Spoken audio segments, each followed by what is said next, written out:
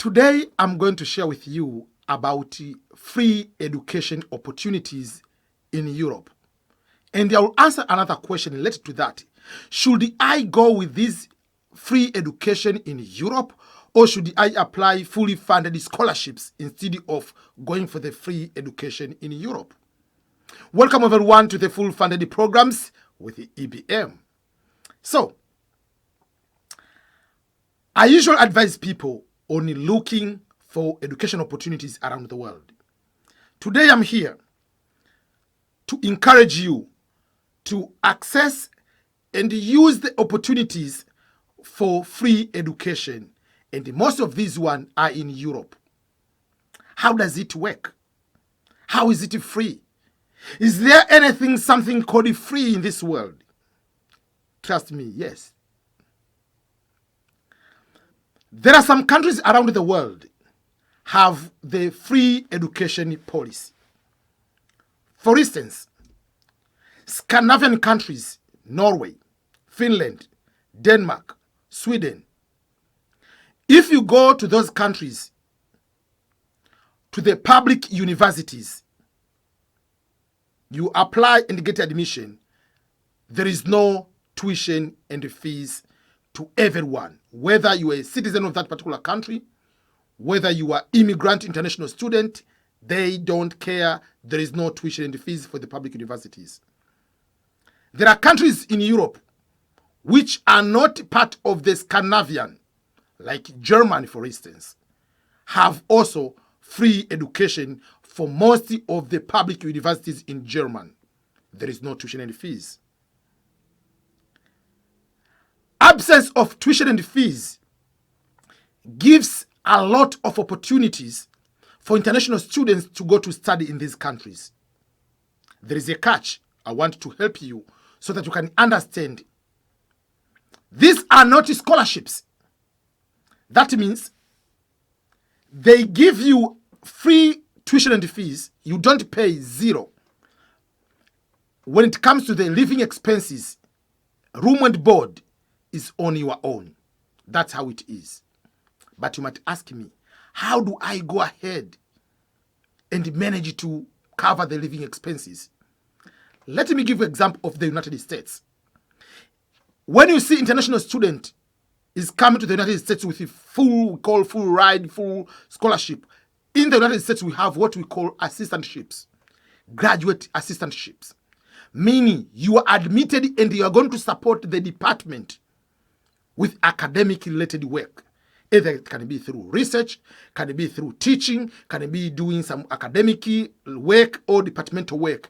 Then you don't pay tuition and fees, and they are going to give you what is called the allowance or stipend for you to be able to cover room and board, the living expenses. And you are allowed to work 20 hours per week in the department to be able to be paid.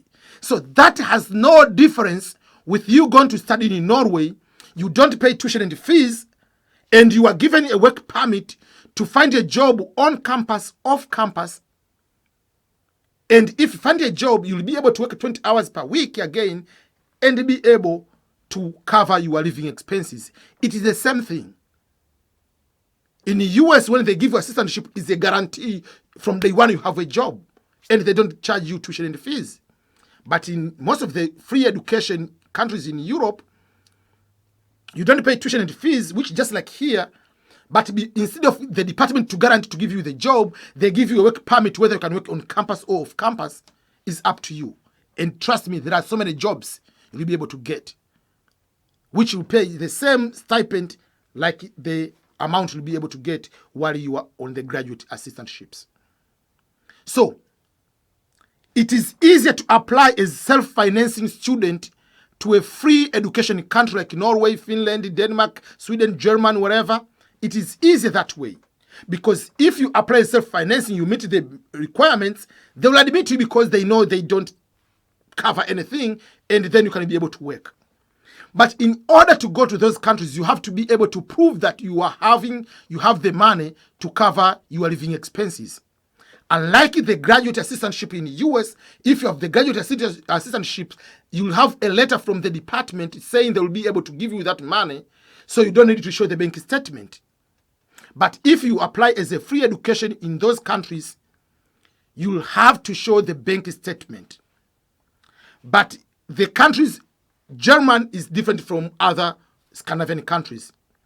In other Scandinavian countries, like in Norway, you have to show about 10 to 12,000 US dollar on your bank. But it's not your bank in your own country. They want that money to be in the bank account in Norway. But majority of us, or majority of you, don't have bank account in Norway. So if you don't have a bank account in Norway, what should you do? You need to do one thing. You have to deposit that 12,000 US dollar into the bank account in school. They'll give you the bank account of the school. You deposit that bank money in the bank account. The university will give you the bank statement that will be able to cover the living expenses. They'll give you admission, work permit information, and everything. Then you are going to apply for the visa. Once you go to Norway, you open now the bank in Norway. Then the university will transfer the full amount back to your account. So if you borrowed the money, maybe you had 4,000 US dollar and someone borrowed you 8,000, you'll be able to send back the 8,000 from the other people and you remain with 4,000, and then you'll have the work, you'll be able to start your life in Norway as an international student. But that is different in German. That's why I want to put the separate between the Scandinavian and German. In Germany, yes, it's free. You are allowed to have a bank statement, but again, you have to deposit into the bank account of the university. But they deposit in what is called the blocked account. The blocked account is this one. When you go to German, they are not going to give all the money as a lump sum at once. They're not returning all the money back to you through a direct deposit. No. They will be giving you the money each month, maybe 1,000, 1,000, 1,000, because it's 12 months. They give you each month 1,000, so you need to have 12,000 US dollar. So if you borrow the money from someone and you expect to get all money back to pay that person, if you go to Germany, you'll be having difficulties because they don't pay back the full lump sum at once. But in Scandinavia, you'll be able to do that. So my advice will be the same.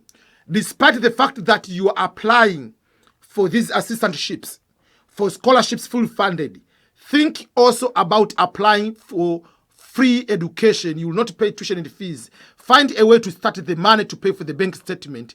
Trust me, once you are there, you'll be able to work and you'll be able to cover your living expenses. Just like if you were having assistantship in the US, you'll be working to the department and they'll give you 1,200 or 1,400. You'll be able to make the same amount of money if you find a job off campus or on campus and be able to sustain your life. Any question up to that moment, put on the comment here. I'll be able to come back and respond to your comments. Apart from that, remember to share this video to other people, even if you are not the one looking